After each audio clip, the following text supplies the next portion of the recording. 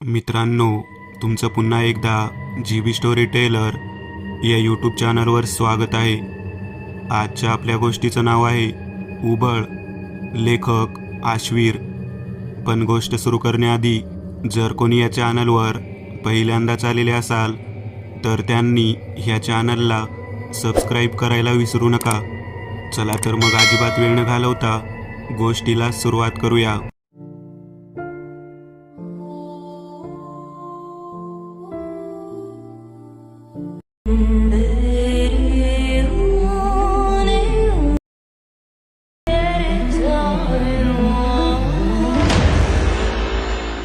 रमाकांत माने अति तिरसट आणि तापट स्वभावाची व्यक्ती होती. छोट्या छोट्या कारणावरून त्याची लोकांशी हमरीतुमरी होत असे. घरचे आणि बाहेरचे सारेच त्याच्या या स्वभावामुळे त्रस्त होते.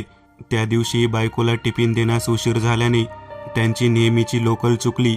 बायकोच्या आणि तिच्या माहेरच्यांचा उद्धार करूनच ते स्टेशनला पोहोचले. लागलेल्या लोकलमध्ये बसायला बिलकुल जागा नव्हती. मनातल्या मनात बायकोला शिव्यांची लाखोली वाहत 2 सीटच्या मध्ये असलेल्या जागेत जाऊन आपली बॅग लगेज रॅकवर टाकून ते उभे राहिले. तेवढ्यात खिडकीपाशी बसलेल्या माणसाला खोकल्याची जोराची उबळ आली. ढास इतकी मोठी होती की थुंकीचे काही शिंतोडे समोरच्या माणसाच्या अंगावर पडले. समोरच्या माणसाच्या अंगावर उडाले. अरे भाई, कुछ समजता है की नहीं? मुंह पे हात रखने का ना. समोरचा माणूस खरीखोटी सुनावू लागला. खोकणाऱ्या माणसाने त्याची माफी मागितली. समोरचा शांत झाला, पण किळसवाणी वाटल्याने सीट सोडून तो ट्रेन बाहेर निघून गेला. नेमकी विंडो सीट मोकळी झाल्याने रमाकांतची कळी खुलली. त्याने जागा पकडली. समोरचा अजूनही खोकतच होता. त्याची तब्येत खूप खालावलेली दिसत होती. डोळ्याभोवती काळी वर्तुळे पडली होती. गाल आत गेले होते. शरीरही क्रूज दिसत होते. रमाकांतने कपाळावर आठ्या आणत त्याच्याकडे पाहिले. मागच्या खिशातून फुल साईज रुमाल तोंडावर पांघरून रमाकांत सवयीप्रमाणे निद्रेच्या अधीन झाला. प्रवास तासाभराचा होता. दादर गेल्यामुळे अर्धी अधिक ट्रेन रिकामी झाली होती. रमाकांतच्या चेहऱ्यावरचा रुमाल सरकून खाली पोटावर रेंगाळत होता. इतक्यात समोर बसलेल्या त्याच माणसाला पुन्हा एकदा जोरात खोकल्याची उबळ आली. पूर्वीपेक्षाही जास्त वेगाने त्याची थुंकी उसळून यावेळी रमाकांतच्या चेहऱ्यावर पसरली. खोकल्याच्या आवाजानं आणि चेहऱ्यावर उडालेल्या तुषारांनी रमाकांतची झोपमोड झाली. सारा चेहरा थुंकीच्या शिंतोड्यांनी भरला होता. पोटावरच्या रुमालाने थुकी पुसत आवारच्या शिव्या घालत रमाकांत जागेवरून उठला. समोरचा खोकणारा माफी मागू लागला, पण रमाकांतची तळपायाची आग मस्तकाला भिडली होती. त्याने आपल्या पायातला बूट काढला आणि त्या माणसाला बडवायला सुरुवात केली. तो फक्त गयावया करीत माफी मागत होता. रमाकांत त्याच्या आई बहिणीचा उद्धार करीत अधिक जोराने बुटाचा तडाखा त्याला देत होता. मार अधिक बसल्याने त्या इसमाच्या डोक्याला जखम होऊन त्यातून रक्ताच्या धारा वाहू लागल्या. आता मात्र बाजूच्या प्रवाशांनी मध्ये पडत रमाकांतला आवरले. रक्त पाहून रमाकांतही वरमला. खाली झालेल्या ट्रेनमध्ये दुसरी जागा पकडून तो बसला. काहीच मिनिटात शेवटचे स्थानक आले. सारी लोकल मोकळी झाली. खोकणारा माणूस अजूनही खिडकीत बसून होता. उतरताना रमाकांतची नजर त्याच्यावर पडली. यावेळी त्या माणसाच्या चेहऱ्यावर मंद स्मित होते. तो जणू आपल्याला चिडवीत असल्याचा भास रमाकांतला झाला. उशीर झाला असल्याने दुर्लक्ष करून रमाकांत घाईघाईने बाहेर पडला. मास्टर साईन करण्यासाठी आज रमाकांतला मॅनेजरच्या कॅबिनमध्ये जावे लागले. एरवी उशिरा येणारा मॅनेजर नेमका आज वेळेत आला होता. उशिरा येण्याबद्दल त्याने रमाकांतला चांगले सुनावलं. मनातल्या मनात त्याला शिव्या घालून रमाकांत केबिन बाहेर पडला. वॉशरूममध्ये जाऊन साबणाने तोंड धुण्याचा त्याचा विचार होता, पण वडी कुठे दिसत नव्हती. नुसताच पाण्याचा मारा करून तो बाहेर आला. तोंड पुसत सबनवडी नसल्याने पिऊनच्या नावाने त्याने शंक केला. टेबलावर बसत त्याने आपली बॅग बाजूला ठेवली. चहावाला पोऱ्या निघून गेल्यानं फुकटचा चहाही आज हुकला होता. ऑफिस बाहेरच्या टपरीवर येत त्याने चहावाल्याला कटिंगची ऑर्डर सोडली. साहब, अभी रखा है, उबलने में टाइम लगेगा. त्याच्या उत्तरावर पुन्हा रमाकांतचा पारा चढला. अरे जैसा आहे वैसा दे. त्याच्या फरमाईशीवर अर्धवट तयार चहा पोऱ्याने काचेच्या ग्लासात ओतला. पहिला घोट घेताच ओकारे आल्यागत रमाकांतने चहा थुंकून दिला. साला चाय है की काढा, असे म्हणत चहावाल्याला 2 शिव्या हासडल्या.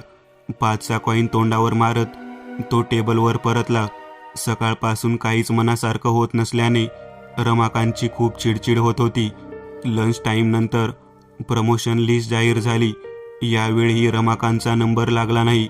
मॅनेजरच्या नावाने त्याने खूप शिव्या हासडल्या आणि एकाएकी त्याला खोकला लागला. खोकल्याच्या ओबळीमुळे रमाकांतला नीटसे बोलता येईना. शेवटी तो शांत झाला. आपला राग आवरत त्यानं दिवसभरातले काम उरकले.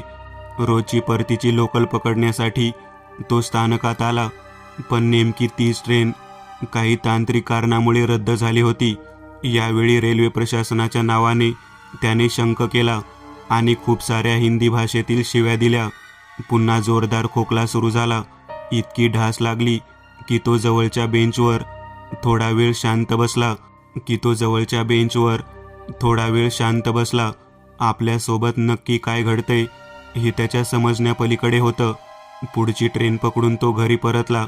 खुर्चीवर बसतो न बसतो तर श्यामच्या डोक्यावर पडलेली खोक त्याने पाहिली. काय रे, काय झालं? इतकं कसं लागलं? चिरंजीवाच्या काळजीनं त्याने विचारलं.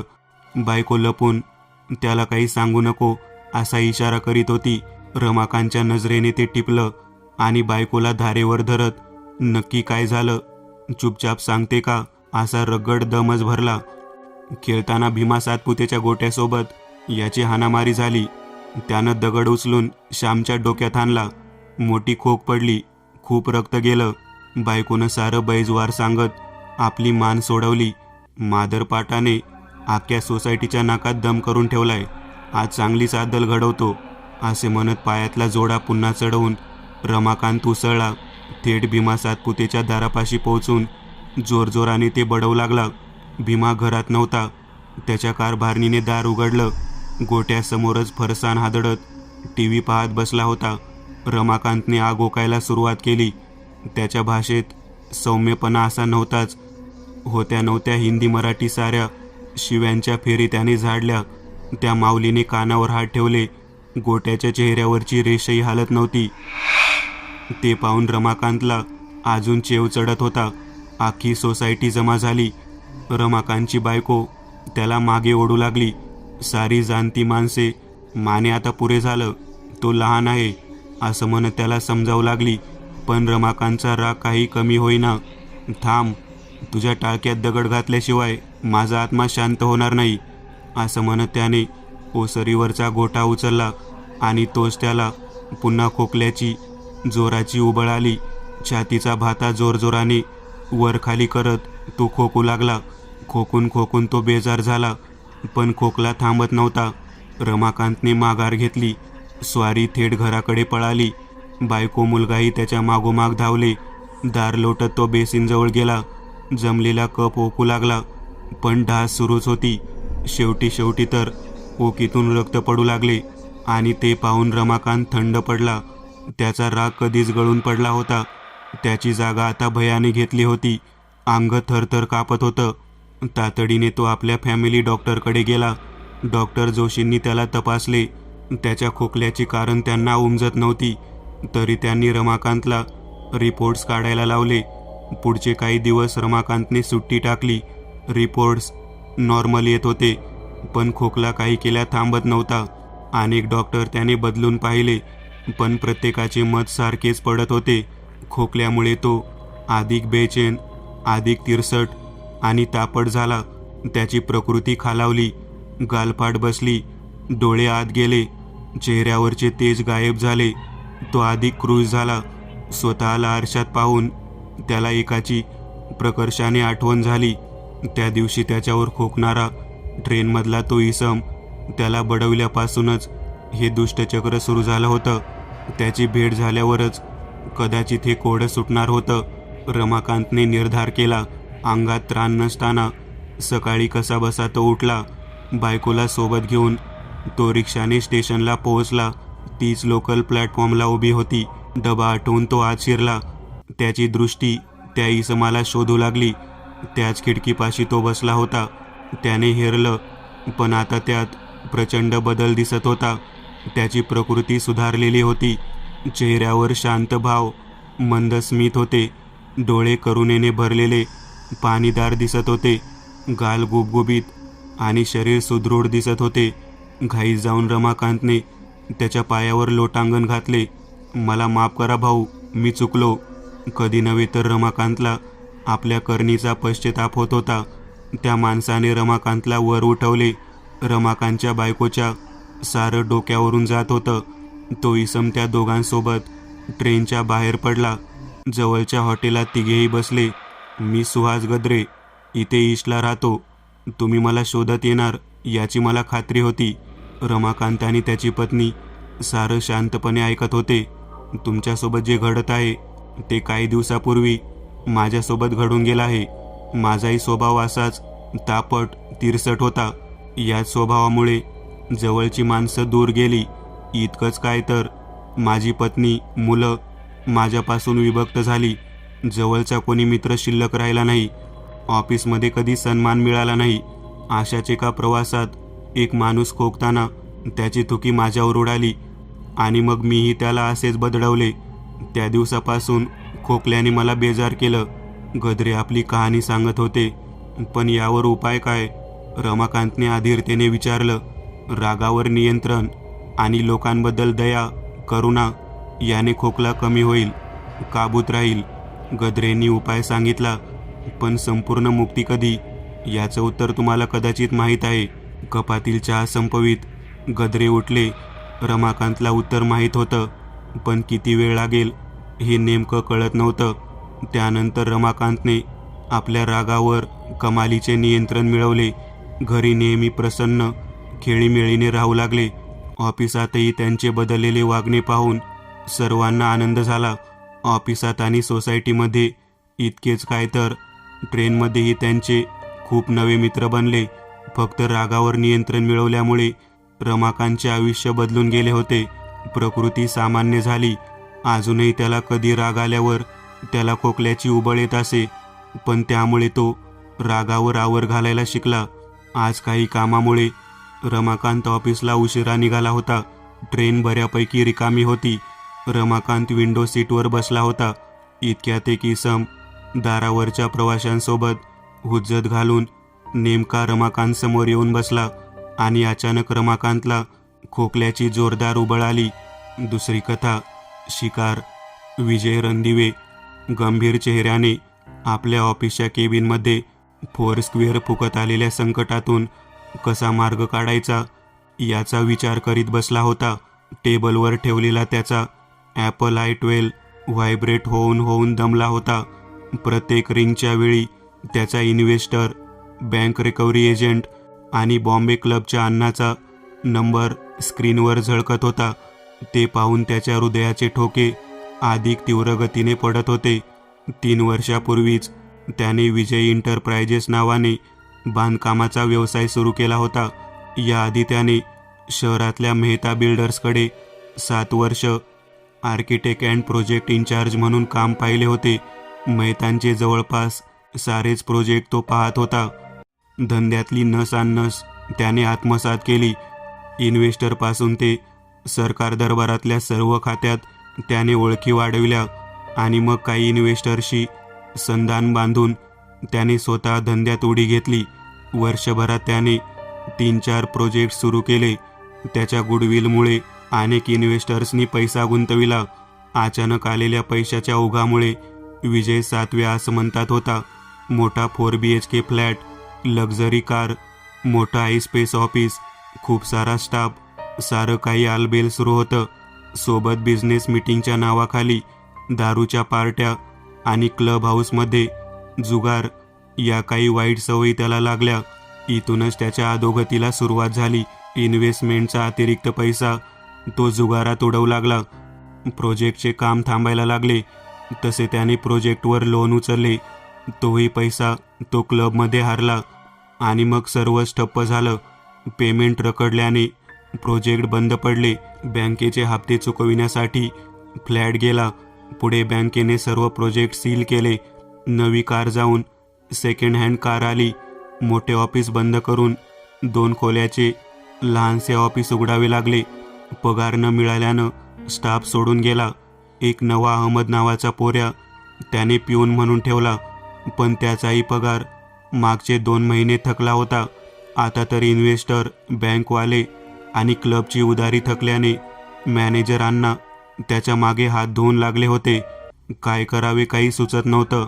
इतक्यात त्याचा पोऱ्या अहमद केबिनमध्ये आला. साहेब, पाहावं तेव्हा टेन्शनमध्ये दिसता. तुमची हरकत नसेल काही सुचवू काय? बोल बाबा, तुझंच ऐकायचं बाकी होतं.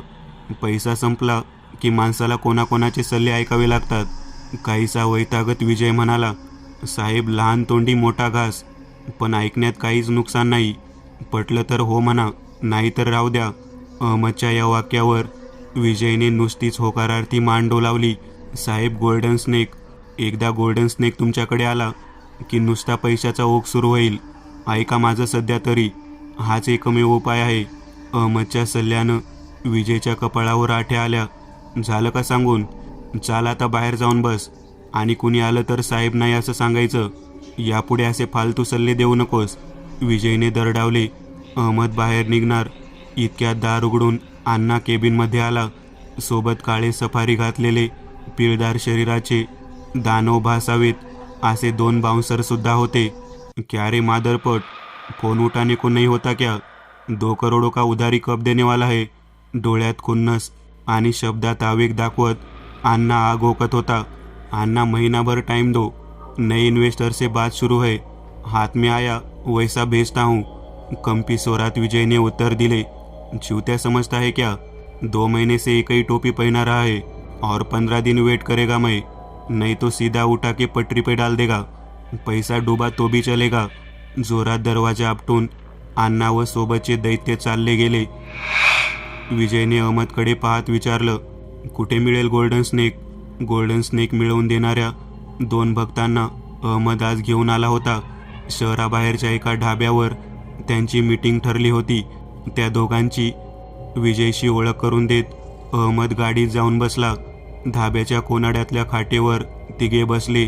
दोघांनी शनी भक्तासारखे काळे वस्त्र परिधान केली होती. दाढ्या वाढल्या होत्या. कपाळावर पांढरे गंध ओढले होते. गळ्यात रुद्रमाळा घातल्या होत्या. डोळे धूर्त होते. नजर अगदीच थंड होती. 50,000 ॲडव्हान्स और 4.5 लाख डिलिव्हरी पे. त्यातल्या एकाने गंभीर चेहरा ठेवत सांगितलं, इतना महंगा, और ये काम तो भी करता है क्या? और काम करता है तो आप सेठ क्यों नहीं बने अभी तक? विजयने प्रश्नाची सरबत्ती सुरू केली. देखो सेठ, ये विश्वास का गेम है. चीज़ 100% काम करेगी, और हम खाली डीलर है. सब पैसा तो बेचने वाला लेके जाएगा. चीज़ मिलती नहीं जल्दी से.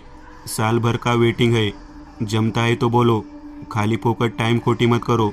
आता त्या इसमाचा आवाज चढला होता. विजयकडे पर्याय नव्हता. अण्णा डोक्यावर बसून होता. अहमदने सांगितल्याप्रमाणे त्याने 50,000 कसे बसे जमवून आणले होते. ते त्याने त्यांच्या समोर ठेवले. डिलिव्हरी कभी? तो उद्गारला. 1 हफ्ते में. टाइम और जगह अहमद को बताएंगे. अकेले आना है. और हाँ, 1 महीने में चीज़ ने काम नहीं किया तो पूरा पैसा वापस. शेवटच्या वाक्याने विजयला धीर आला. संकटातून बाहेर पडण्याची त्याला आशा दिसू लागली.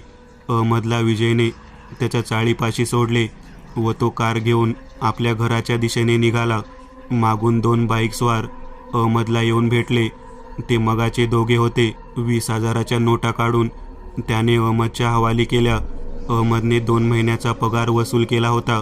त्याच्या चेहऱ्यावर हास्य होते. शिकार ढूंढने के लिए शुक्रिया. डिलिव्हरी अगले बुधवार शाम 7 बजे. भूताचा माळ. तोच गंभीर आवाज. भाई है किधर ये भूताचा माळ? नोटा मोजित अहमद म्हणाला. कंप्यूटर पे देख लेना. हाँ मगर अकेले भेजना. शेवटच्या वाक्याबरोबर मोटरसायकल सुरू झाली आणि काही क्षणात दिसेनाशी झाली. पैसे मिळाल्याच्या खुशीत अहमदने त्याच्या मित्राला फोन करून आपसाना बारमध्ये बोलावून घेतले. क्या सेठने पगार दिया लगता तुमको? टेबलावरच्या बियरचा सिप घेत शब्बीरने विचारले. हाँ भाई, ऐसा ही समज. आज जितना पिना है मंगा डाल. हास्य दाखवत अहमद म्हणाला. 2 बियर नंतर अहमदने सारे गुपित सांगितले. क्या बोलता? ऐसा कुछ सांप होता क्या? जो मिलेगा तो पैसा हीच पैसा. तभीच इतना महंगा. दारूने शब्बीरच्या डोक्याचा ताबा घेतला होता. अरे नहीं भाई, नकली सांप थमा के पैसे कमाने के धंधे. अहमद उतरला. पण तेरे सेठ को पता चला तो तेरा तो गला दबाएगा. शब्बीरने शंका बोलून दाखवली. कान इधरला, असं म्हणत अहमद त्याच्या कानात काहीतरी पुटपुटला. ऐकून शब्बीरने डोळे मोठे केले. भाई, मेरे पास एक आयडिया है. शब्बीरच्या या वाक्यावर अहमदने भोयात आणून त्याच्याकडे पाहिले. कुजबुजत्या आवाजात शब्बीरने त्याला त्याची कल्पना सांगितली. वेटर, 2 ट्यूबर्ग ऑरला. ऑर्डर देताना त्याच्या चेहऱ्यावर हास्य होते. 2 दिवसानंतर अहमदने केबिनमध्ये येत विजयला डिलिव्हरी संदर्भातील बातमी दिली. अरे पण हे भूताचा माळ आहे कुठे? विजयने चेहरा कसनुसा करीत विचारले. साहेब, नेटवर चेक करा म्हणाला तो. लय फेमस आहे. अहमदच्या वाक्यावर विजयने मान डोलावली. साहेब, आजी खूप आजारी आहे. गावी जाऊन भेटून येतो असा विचार करतोय. अहमदने विचारलं. ठीक आहे, पण पैसे मागू नको बाबा. आता तुझ्या गोल्डन स्नेकने पैसे दिले की डबल पगार देईन. विजय उपहासाने म्हणाला. अहमदही खोटे हास्य दाखवून बाहेर पडला. डेस्कटॉपवरील गुगल इंजिन उघडत विजयने भूताचा माळ टाईप केलं. महाराष्ट्रातील रहस्यमय ठिकाणामध्ये भूताचा माळ हे नाव येत होतं. पुणे नाशिक महामार्गावर आळेफाट्यावरून 20 किलोमीटर आतल्या बाजूस हे ठिकाण दाखवत होतं. वाचताना या ठिकाणाबद्दल विजयला रंजक माहिती मिळत होती. सुदाम पाटील नावाच्या मालकीची ही जागा होती. पाण्यासाठी विहीर खोदत असताना अचानक एके दिवशी विहिरीच्या खड्ड्यातील जमीन खचून काही कामगार गाडले गेले. शोध घेऊनही कुणाचेच मृतदेह सापडले नाहीत. पुढल्या काही दिवसात सुदाम पाटलाचा सारा परिवार गूढरित्या गायब झाला. तेव्हापासून त्या जागी लोक जायला घाबरू लागली. पुढे पुढे तर या जागेला शापित समजून लोकांनी भूताचा माळ असे नाव दिले. काही वर्षांनी पुणे नाशिक महामार्ग झाल्यावर संपूर्ण गाव विस्थापित होऊन नव्या रस्त्यालगत वसले. तेव्हापासून ही जागा निर्मनुष्य आहे. रात्री सोडा, पण भर दिवसा येथे जायला कोणी धजत नाही. माहिती रोमांचक होती. कदाचित म्हणूनच दोघांनी या जागेची निवड केली असावी असा अंदाज विजयने व्यक्त केला. एका अर्थाने त्यासाठी ही जागा जास्त योग्य होती. वरचे 4.5 लाख रुपये त्याच्याकडे तसेही नव्हते. टेबलचे ड्रावर उघडून कधी काळी संरक्षणासाठी घेतलेले 9mm पिस्तूल त्याने तपासले. मोजून 6 बुलेट होत्या. त्या दोघांची शिकार करून गोल्डन स्नेक आपल्या ताब्यात घ्यायचा हा विचार त्याच्या मनात घोळू लागला. डिलेव्हरीचा दिवस उजाडला. सायंकाळी 7ची वेळ ठरली होती. आळेफाट्यापाशी लेफ्ट घेऊन विजयची वॅगनर कच्च्या सडकेला लागली. सडक इतकी खराब होती की गाडी खूप जपून चालवावी लागत होती. एका ब्रीफकेसमध्ये त्याने नोटांच्या आकाराचे कोऱ्या कागदाचे तुकडे आणि वर नावाला 500च्या नोटा आणि वर नावाला 500च्या नोटा लावून पैशाची बंडल भासतील अशा रीतीने मांडून ठेवले. आपली पिस्तूल लॉक करून कमरेत खोसून सावधपणे त्याने ठेवली. कच्ची सडक संपून पुढे घनदाट निर्जन जंगल लागले होते. एक पाऊल वाट पकडून त्याला पुढे चालत जायचे होते. शेवटाला भूताचा माळ लागणार होता. गाडी लॉक करून एका हातात ब्रीफकेस आणि दुसऱ्या हातात मोबाईलचा टॉर्च जाळून विजय वाट काढत चालू लागला. दोन्ही भगत मंडळी RX-100 मोटरसायकलवर कच्च्या सडकेवर गोटे खड्डे चुकवीत भूताच्या माळाच्या दिशेने मार्गक्रमण करत होते. त्यांच्यासाठीही ही जागा नवीनच होती. जवळच्या एका मित्राने त्यांनाही सुचवली होती. अंधार पडू लागला होता. मागच्या इसमाच्या काकेवर एक मळकी झोळी लटकवली होती. त्यातच ती सापाची टोपली ठेवली होती. हथियार को तयार किया है ना? बाईक चालविणाऱ्याने गंभीर आवाजात विचारले. सुबह धार किया है, तितक्याच थंडपणे मागच्याने उत्तर दिले. तुम पूजा का नाटक करके पार्टी को आग बंद करने बोलना. मौका देख के मैं चाकू घुमा देता हूँ. बाईक चालविणाऱ्याने आपला मनसुबा बोलवून दाखवला. मागच्याने नुसताच हुंकार भरला. काही वेळातच दोघेही विजयच्या कारपाशी पोहोचले. आपली बाईक बाजूला उभी करत त्यांनीही माळाकडे जाणारी ती पाऊलवाट धरली.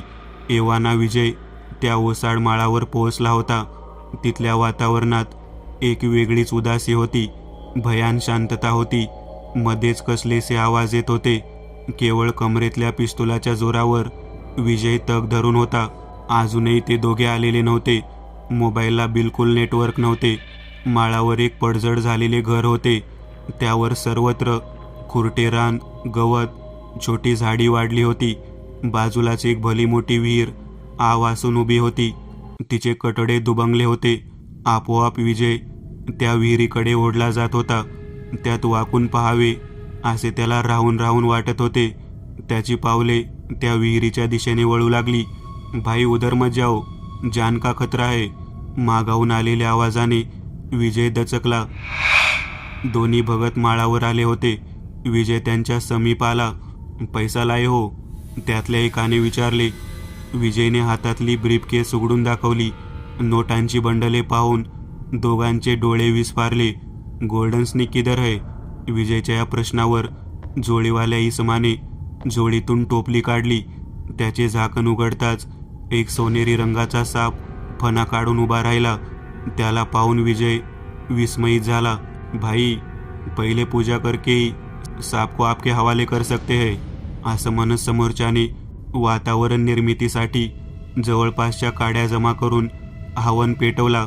सापाची टोपली एका बाजूला ठेवून दुसऱ्या बाजूला त्याने विजयला बसवले. डोळे बंद करून आपल्या पाठोपाठ मंत्रउच्चार करण्यास सांगितले. विजयच्या अगदी समोर तो इसम बसला. डोळ्यानेच त्याने दुसऱ्या साथीदाराला इशारा केला. तसा दुसरा इसम मागच्या बाजूला गेला. मंत्रउच्चार सुरू झाला होता. विजय डोळे मिटून पाठोपाठ मंत्र बोलत होता. इतक्यात मागच्या इसमाने सावधपणे आपल्या खिशातील रामपुरी चाकू काढून तो विजयच्या दिशेने झेपावला. एवढ्यात असा पिस्तुलाच्या गोळीचा बार सुटला. विजयचा मागचा इसम जागीच कोसळला. आवाजाने समोरच्या इसमाने डोळे उघडले. विजयने बसल्या जागेवरून नेमक्या क्षणी आपले पिस्तूल बाहेर काढून चाप ओढला होता. नळीतून अजूनही धूर निघतच होता. विजयच्या रूपाने समोरच्या इसमाला आपले मरण दिसत होते. माफ कर दो सेठ, आपका पैसा अपने पास ही रखो, मुझे छोड़ दो, मुझे छोड़ दो, तो गयावया करू लागला. ठीक आहे म्हणत विजय जागेवरून उठला आणि त्याने त्या इसमाला जायला सांगितले. जीव वाचल्याने तो इसम पळू लागला. तेवढ्यात अजून एक बार उडाला आणि तोही इसम जमिनीवर कोसळला. विजयने दोघांनाही गार केले होते. दोघांचे मृतदेह महत्प्रयासाने ओढत नेत त्याने त्या बावेत टाकले. त्यांची शिकार करणाऱ्यांचीच त्याने शिकार केली होती. विजय मुद्रेने त्याने आपली ब्रीफकेस आणि सापाची टोपली उचलली. तेवढ्या समोरून बंदुकीचे 2 बार सुटले. विजयच्या छातीचा वेध घेऊन ते आरपार झाले. विजयच्या छातीतून रक्ताच्या चिरकांड्या उडाल्या. खाली कोसळताना त्याला आपला पिऊन अहमद आणि त्याचा सोबती हातात गावठी कट्टा घेऊन उभे असल्याचे दिसले. देखा मिया, गावठी कट्टा काम कर गया, अभी सारा माल अपना. शबीरच्या डोळ्यात चमक होती. त्याचा प्लॅन सफल झाला होता. अहमदने घाईत जाऊन ब्रीफकेस उघडली. 500-500ची बंडल पाहून दोघांच्या तोंडाला पाणी सुटले. पहिले इसको कुएं में फेक देते हैं, फिर आराम से अपना हिसाब करेंगे, विकट हास्य दाखवीत अहमद म्हणाला. एकाने हात आणि दुसऱ्याने विजयचे पाय धरले आणि झुलवत त्याच्या पार्थिवाला विहिरीपाशी नेऊ लागले. भाई, कभी लाइफ में जानवर का शिकार नहीं किया और आज सीधा आदमी का, असे बोलून शब्बीर जोरजोराने हसू लागला. एक जोराचा झोका देत दोघांनी विजयचे पार्थिव त्या विहिरीत टाकले. भाई, नीचे गिरा की नाही, कुछ आवाज नहीं आया, असे म्हणत शब्बीर आत वाकून पाहू लागला. आत गर्द काळोखाशिवाय काहीच नव्हते. काहीच दिसत नाही असे पाहून दोघेही मागे फिरले. पण काही केल्या त्यांना जागचे हालता येत नव्हते. पायाकडे पाहताच त्यांची दातखिळी बसली. विहिरीतून आलेल्या असंख्य हातांनी त्यांना जखडून ठेवले होते. त्या विद्रूप हातावरची चामडी सडून गेल्याने मांस लोंबकाळत होते. त्यातली हाडे दिसत होती. हळूहळू हात त्या दोघांना आत ओढू लागले. जीवाच्या आकंताने दोघेही स्वतःला सोडविण्याचा प्रयत्न करू लागली, पण त्या अजस्त्र बळापुढे त्यांचे काहीच चालत नव्हते. काही क्षणातच त्या दोघांनाही त्या असंख्य हातांनी विहिरीत ओरबाडत खेचून नेले.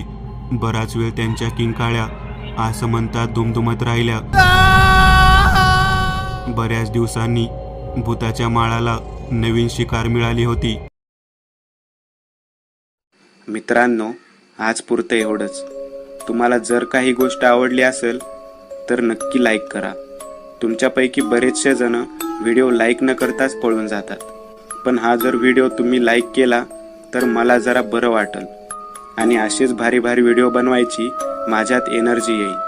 त्यामुळे नक्की लाईक करा आणि अजूनही कोणी या चॅनलला सबस्क्राईब केलेलं नसाल तर लगेच सबस्क्राईब करून टाका आणि बाजूची घंटी ती मात्र दाबायला विसरू नका. देवाची घंटी आहे ती. चला तर मग पुन्हा भेटूया अशीच एक आगळी वेगळी गोष्ट घेऊन पुढच्या भागात.